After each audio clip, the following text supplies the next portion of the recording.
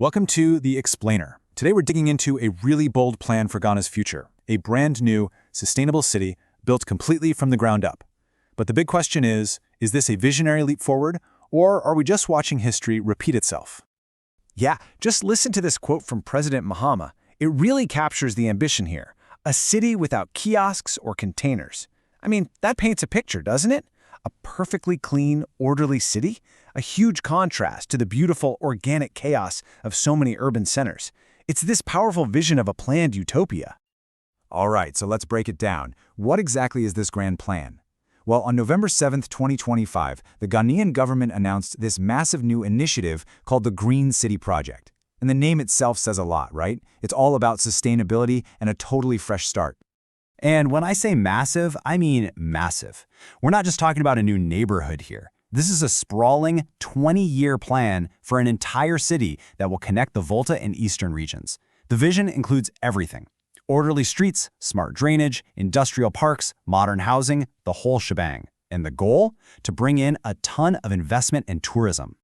So why go to all this trouble? Why build a whole new city from scratch? Well, the official line is that the current capital, Accra, is just bursting at the seams. It's become unmanageable. With a population that's exploded past 5 million, the government is basically saying, look, we have to do this for future generations. It's their answer to relieving the intense pressure on the city's infrastructure. Okay, but here's where the story gets complicated. A brand new, green, smart city sounds amazing, right? But for a lot of people in Ghana, this huge announcement didn't just bring excitement. Nope, it brought on a serious case of déjà vu. You know, all this talk of a futuristic, world-class city, meticulously planned and government-backed, it all felt like an echo from the past. It just sounded familiar, way too familiar, because this wasn't the first time the country had been presented with this kind of dazzling dream. So you gotta ask, why the skepticism? Why isn't everyone just cheering for such a bold idea? The answer, well, it lies in another project, a project that kind of still haunts the nation's collective memory.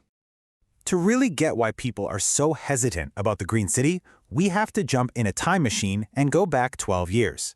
We need to talk about a very ambitious, very futuristic, and, in the end, very failed project known as Hope City. Hope City was pitched as Ghana's answer to Silicon Valley. The idea was incredible, a state-of-the-art tech hub that would position the country as a leader in global innovation. There was even talk about huge partnerships with giants like Microsoft. And the price tag for this dream? Get this, $10 billion, an absolutely staggering amount of money. This wasn't some small-time project. It was meant to be a monumental investment that would completely transform the nation's economy. And the promises were just extraordinary. A key partner, RLG Communications, claimed they were going to build the world's largest assembly plant, pumping out over 1 million products a day. I mean, you could just imagine the hype surrounding the project. So, what happened? After a spectacular launch, the project just faded away. It got tangled up in bureaucracy, stalled out when the political winds changed, and today, the land that was supposed to be this amazing, futuristic city is, well, it's just empty fields.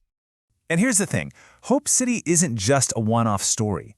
When you look closer, you start to see a really troubling pattern of these huge, ambitious projects that struggle to ever move beyond the blueprint stage. And that has real consequences, you know? It affects public trust. The nation's history is kind of dotted with these grand visions. From housing to tourism, there's this track record of huge announcements that are followed by years of delays, funding problems, and eventually, just abandonment. Just look at these other examples. There's the Sagalimi housing project, which is basically a half-built ghost town now stuck in legal battles over mismanagement. And then you have the Marine Drive Accra plan, a billion-dollar tourism hub that's been stalled for years because of funding issues.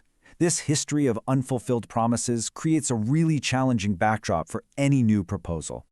Which brings us right back to today and the central question hanging over the Green City project.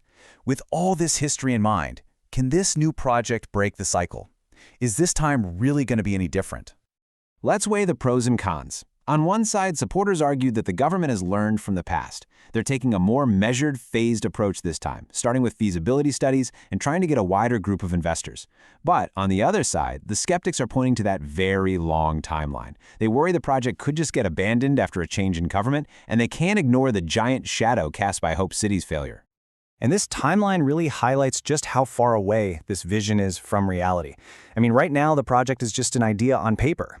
The feasibility studies and design work will take years, and construction isn't even expected to start before 2028. And that's a big if. A lot can change between now and then. So, this brings us to the ultimate question. Is the Green City project a genuine new chapter for Ghana, with real lessons learned from the past?